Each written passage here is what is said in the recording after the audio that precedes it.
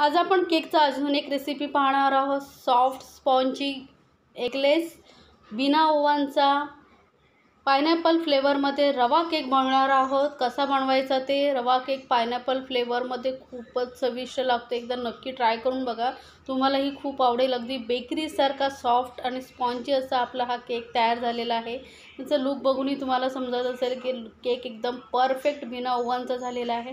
Perfect measurement सहित मी तुम्हाला cake कसा बनवायचा ते सांगणार आहे। आणि तुम्ही एकदा बनवलात ना तर नेहमी बनवाल, मार्केटमधून विकत आणणं विसरून जाल। एवढा सॉफ्ट स्पॉन्जी केक तुम्ही घरी बनवू शकता। आणि बिना ओव्हनचा कढईमध्ये हा केक किती सुंदर पद्धतीने तयार झालेला आहे बघा।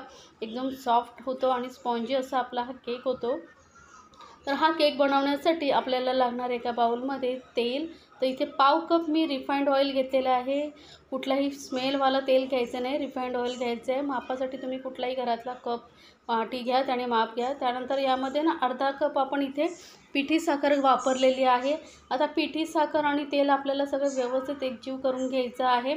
आता हे एकदम लिक्विड सारखं होणार नाही, थोडंसं घट्टसरच होणार आहे, कारण तेल आपण अगदी लिक्विड घातलेलं नाही, फक्त तेल वापरलेलं आहे। आधी फक्त मिक्स करून घ्यायचं आहे आपल्याला, विस्करने किंवा स्पूनने वगैरे मिक्स करू शकता। तर हा आपले मिश्रण आता मिक्स झालेला आहे बघा, मस्त घट्टसर झालेला आहे। आता यामध्ये आपल्याला घालायचं आहे रवा। तर इथे मी 1 कप रवा घेतलेला आहे। बारीकवाला रवा घ्यायचा। आता एकदम बारीक नसेल तर मग मिक्सरमधून एक थोडा वेळ फिरवून घ्या, म्हणजे एकदम बारीक असा रवा होईल।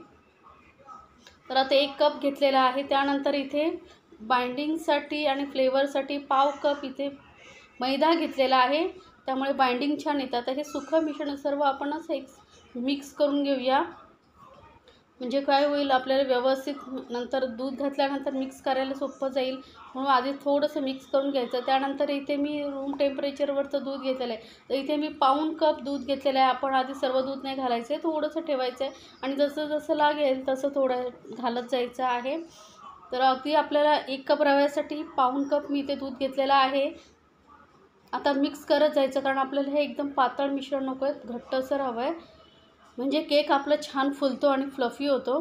तर आता हे जे थोडं करून दूध मी घालते, हे एवढं दूध आपलं पाऊण कपमधलं बाकी राहिलेलं आहे। ते जर गरज वाटली तरच घालणार आहोत, पण मला असं वाटत नाही अजून आपल्याला यामध्ये दूध घालावं लागेल। तर हे इतपत मिश्रण आपण असं पातळ ठेवलेलं आहे, कारण याला आपल्याला रवा घातलेला आहे। रव्याला फुलण्यासाठी थोडा वेळ ठेवलं की रवा जे आहे दूध ॲब्झॉर्ब करून थोडंसं घट्टसर होईल। त्यामुळे आधी आणि रवा घातल्यानंतर आपण चांगलं व्यवस्थित 5 मिनटं फेटून घ्यायचं, म्हणजे आपला केक एकदम मस्त फ्लफी होतो, रवाही हलका होतो, त्यामुळे केक छान फुलून येतो। आता हे मिश्रण आपण चांगलं फेटून घेतलेलं आहे 5 मिनटं। त्याला आपण रेस्ट करण्यासाठी कमीत कमी 10 मिनटं तरी ठेवायचं आहे, म्हणजे रवा छान फुलून येईल। तर 10 मिनटानंतर बघा मस्त असा रवा फुललेला दिसतो आहे। मिक्स करून बघूया। पहिल्यापेक्षा बघा मिश्रणही मस्त असं घट्टसर झालेलं आहे, बॅटर एकदम छान असं घट्ट झालेलं आहे, परतच आपल्याला घट्टसर हवं आहे। आता यामध्ये मी पायनॅपल फ्लेवरमध्ये बनवते आहे, म्हणून इथे मी घालते पायनॅपल इमल्शन। हे इमल्शन म्हणजे काय असतं, इसेन्स आणि कलरचं कॉम्बिनेशन असतं। आता तुमच्याकडे हे नसेल तर तुम्ही फक्त पायनॅपल इसेन्स आणि मग पायनॅपल क्रश घालू शकता, पाव कप, म्हणजे फ्लेवर छान येईल। आणि कलरसाठी इथे मी येलो कलर घातलेला आहे, फक्त 2 ड्रॉप घालायचा। तर इमल्शन ही 5-7 ड्रॉपच घालायचे, जास्त नाही घालायचं आहे। आणि व्यवस्थित आपण हे मिक्स करून घ्यायचं। कलर खूप छान येतो आणि पायनॅपलच्या फ्लेवरमध्ये हा रवा केक खूपच सुंदर लागतो, ते एकदा नक्की बनवून बघा।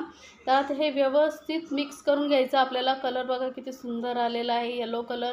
इथे तुम्हाला जर पायनॅपल फ्लेवरमध्ये नसेल बनवायचं तर व्हॅनिला फ्लेवरमध्ये बनवलात तरी चालेल। आता आपल्याला यामध्ये घालायचं आहे बेकिंग पावडर। तर इथे मी अर्धा चमचा छोटा बेकिंग पावडर घेतलेली आहे आणि सोबतच पाव चमचा बेकिंग सोडा घेतलेला आहे। बेकिंग सोडा आणि बेकिंग पावडरमुळे काय होतं, केक आपलं छान फुलून येतो, स्पंजी होतं। आणि यांना ॲक्टिवेट करण्यासाठी अगदी थोडंसं पाणी घातलेलं आहे। आणि वरच्यावर आपण हे मिक्स करून घेऊया हलकं हलकं, आणि नंतर व्यवस्थित फटाफट आपल्याला मिक्स करायचं आहे। तर बघा पटापट मिक्स करायचं आहे, जास्त वेळ घालवायचा नाही, कारण बेकिंग सोडा घातलेला आहे, बेकिंग पावडर वगैरे, तर त्यामुळे जो केक असं छान फुलून येतो ना, तो जास्त वेळ काढला तर केक बसला जाईल, व्यवस्थित फुलणार नाही. आता केक टीन आधीच तयार करून ठेवायचं. केक टीनला मी बटर पेपर लावून थोडंसं तेलाने ग्रीस करून घेतलेलं आहे, किंवा तेल किंवा बटरने ग्रीस करून घ्यायचं आणि पटापट हे मिश्रण जे आपण केकचं बॅटर आहे ते केक टीनमध्ये काढून घ्यायचं. तर केक टीन असेल तर मग कुठल्याही घरामध्ये कुकरचा डबा वगैरे असेल तोही घेतला तरी चालेल.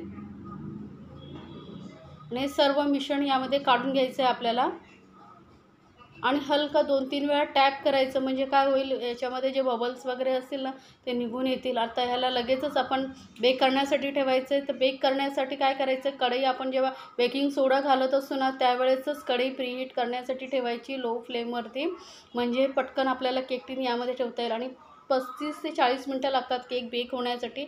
एकदम लो फ्लेमवरती ठेवायचा, लो टू मीडियम फ्लेमवरती, आणि 35 मिनटं आपण बेक करून घेणार आहोत.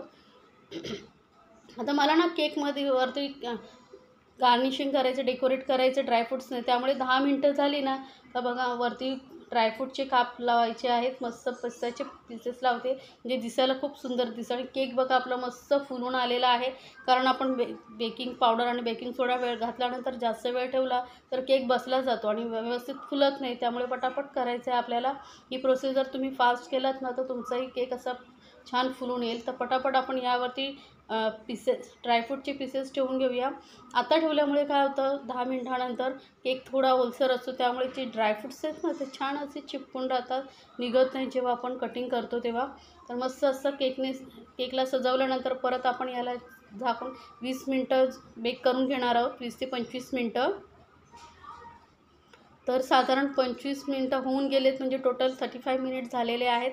आपण केक चेक करूया. केक आपला मस्त असा बेक झालेला दिसतोय, कलरही छान आलेला आहे. तर टूथपिक वगैरे घ्यायची आणि टाकून बघायचे केकमध्ये, एकदम क्लीन आले म्हणजे आपला केक बेक झालेला आहे. मस्त फुलला आहे बघा किती छान. याला तर पूर्णपणे रूम टेम्परेचरवर येईपर्यंत आपण थंड करून घ्यायचं. गरम असताना अजिबात याला केक टीनमधून काढायचं नाही, नाही तर कुस्करू शकतो. त्यामुळे थंड होऊ द्यायचं व्यवस्थित, आपोआप निघून येतो केक. तर केक मी पूर्णपणे थंड करून घेतलेलं बघा. मस्त असं केक टीन तुम्हाला दिसत असेल, साईडनेही कडा सुटलेले आहेत आपोआप. आणि केक पूर्ण थंड झाला की केकच्या कडा बरोबर सुटून येतात. आता याला आपल्याला एखाद्या प्लेटमध्ये काढून घ्यायचं आहे आणि वरती जो बटर पेपर लावला आहे तो काढून घेऊया. हलकासा टाप केल्यानंतर बघा पटकन केक निघून आलेला आहे. तो हा जो बटर पेपर लावलेला होता तो काढून घेऊया. मस्त असा आपला एकदम परफेक्ट केक बेक झालेला आहे. कलर किती सुंदर आलेला आहे आणि येलो कलर पायनॅपलमध्ये बनवला आहे, त्यामुळे लुक एकदमच सुंदर आलेला आहे.